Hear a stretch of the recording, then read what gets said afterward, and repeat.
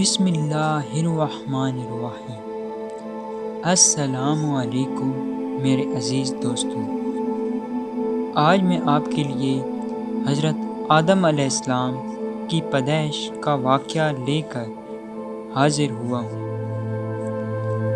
پیارے اسلامی بھائیوں، اللہ پاک نے حضرت آدم علیہ السلام کو بغیر ماں باپ کے مٹی سے پیدا فرمایا ہے۔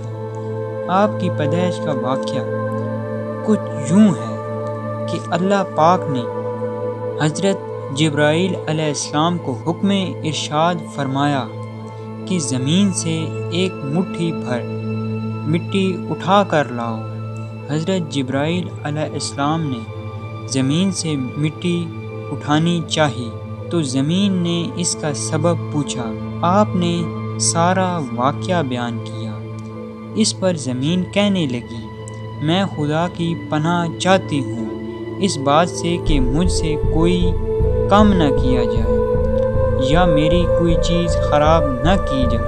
حضرت جبرائیل علیہ السلام مٹی لیے بغیر واپس لوٹ آئے اور عرض کی، اے میرے رب، زمین نے تیری پناہ مانگی تو میں تیرے نام پاک اور تیری عزت کا ادب کرتے ہوئے واپس آ گیا اور پناہ دے دی۔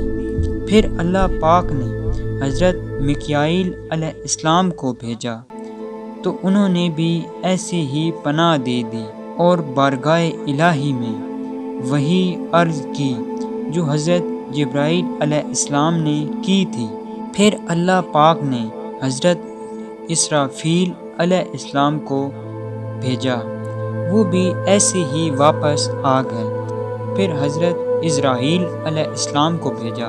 جب زمین نے ان سے پناہ مانگی تو انہوں نے فرمایا، میں اس بات سے اللہ پاک کی پناہ مانگتا ہوں کہ اس کے حکم پر عمل کیے بغیر واپس چلا جاؤں۔